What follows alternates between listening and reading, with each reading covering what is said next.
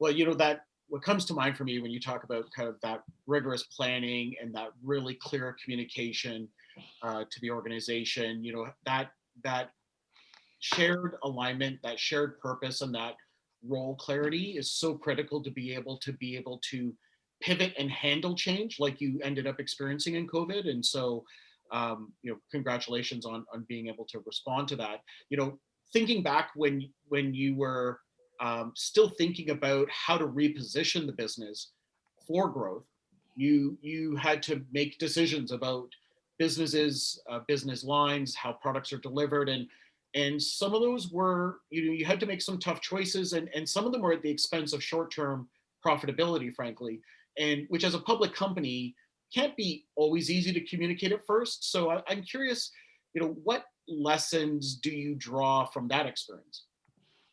Well, I mean, obviously, as a public company, one would think that your report card is basically live on the internet all the time.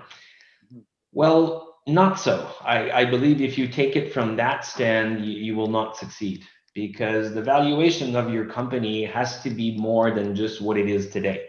If you look at it every minute and are trying to manage according to whatever's happening on your stock price, it's not going to work. You need to manage, the controls that you have are managing the company. We needed to reposition the company for growth. The company had lost a lot of its shine, a lot of its salespeople, not enough marketing, not enough communication with the outside world. And it takes time to get that message out to all the people that need to be listening through it. So obviously, for example, we when I joined, the company had been paying a dividend for a long time. I forget exactly how long, but for years.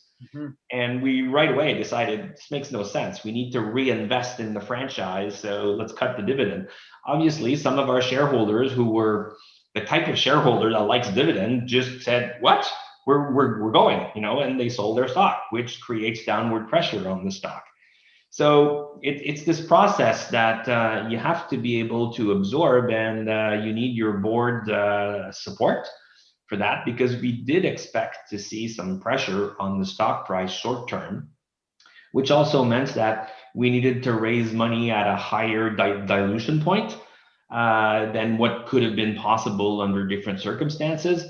But it was part of transforming the company. If you don't take the short term hit, you're not going to be able to come out of it if you try to balance everything out. So, we raised some money with your team, David, back in May in the middle of COVID, which at the time, I remember the first few times we talked about that with the board, they were a little antsy because they thought, geez, our stock had been around the $20 2-3 years prior, and now it was around $5. So the initial reception from raising money at $5 was, geez, that's way too low. Can't you get it back to 20 before we issue? Well, unfortunately not. If there's a way to do this, I don't know how, and maybe somebody else can, but you needed to reinvest in the franchise. That was the extent of it. We needed to renovate certain of our products, and we also needed to make the right choices.